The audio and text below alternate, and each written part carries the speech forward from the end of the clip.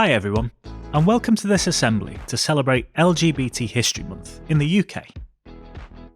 LGBT History Month is celebrated every February to coincide with the anniversary of the abolition of Section 28 in 2003.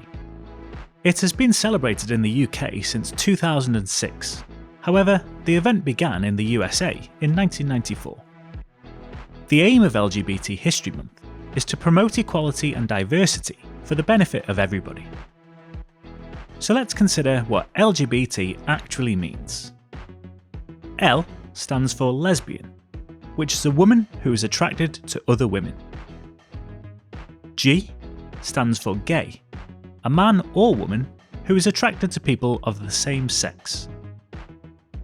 B equals bisexual, and this describes someone who can be attracted to both men and women.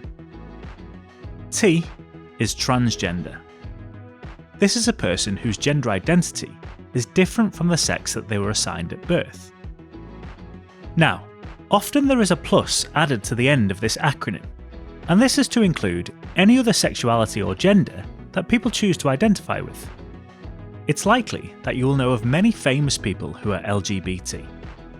They come from all walks of life and are in all parts of society, from rugby players, CEOs, Olympic divers, professional models, chat show hosts, actors, singers, and so on.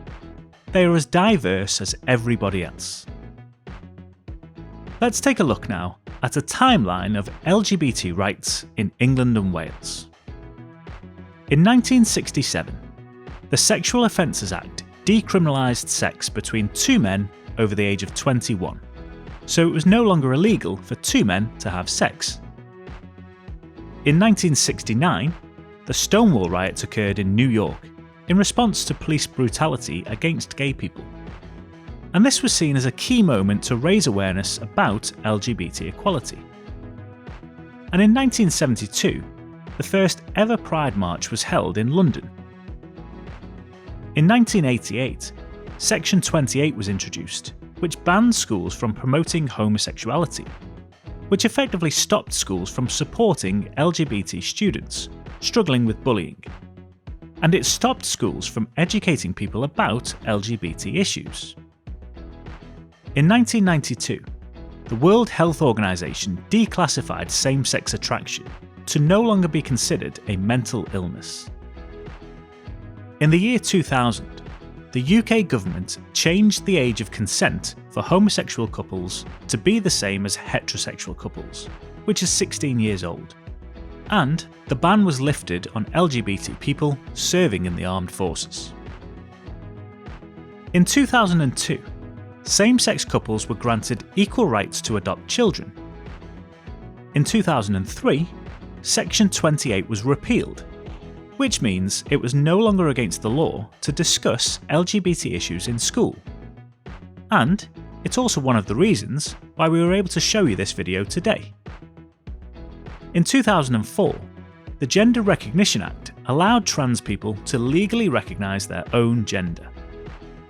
Also in 2004, the Civil Partnership Act was passed, which gave same-sex couples the chance to access the same rights as married, straight couples. However, a civil partnership is not a marriage, and it wasn't until 2013 that equal marriage was given to same-sex couples, allowing them to get married. The latest advancements in LGBT rights came in 2020, when same-sex marriage was made legal in Northern Ireland. But what about looking to the future? Globally, there are 72 countries where homosexuality is still illegal, and in some countries still punishable by death.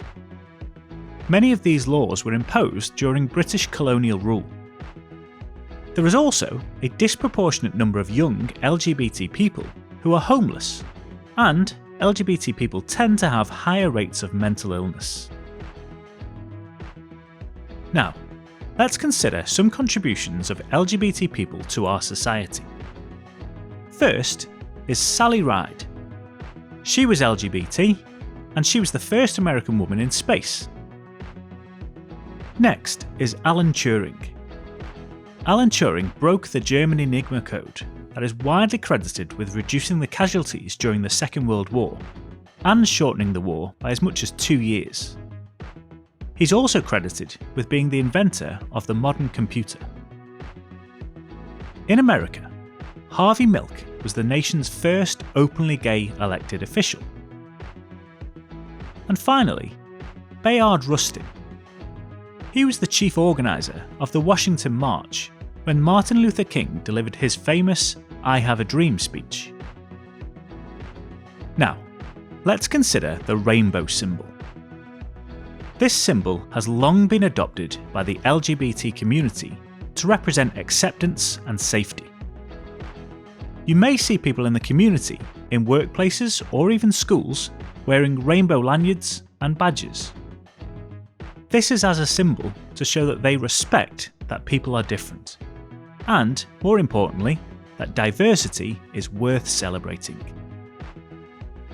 Now let's consider what part you can play to show that you respect diversity. If you say, "That's gay," then question your language. It's likely that you didn't mean it in reference to homosexuals. However, using it in a negative fashion is offensive. Try to be aware of the language you use and what it might mean to other people. Let's end with a common misunderstanding in schools. The process of coming out means telling people that you are LGBT. And a common misunderstanding in schools is that if you come out to a teacher, they will tell everybody, including your parents. This is not true. If you tell a teacher, they will not call your parents immediately or tell other staff. They will support you and give you any advice that they can. The information remains confidential between a teacher and a student. However, there is an exception. If they think that you are in a dangerous situation, such as meeting older people while you are underage. So finally, think about how you can celebrate diversity this month. Perhaps you can use examples of LGBT people or scenarios in your schoolwork as a way of trying to normalise and celebrate LGBT people. Take care everybody, and thank you for watching.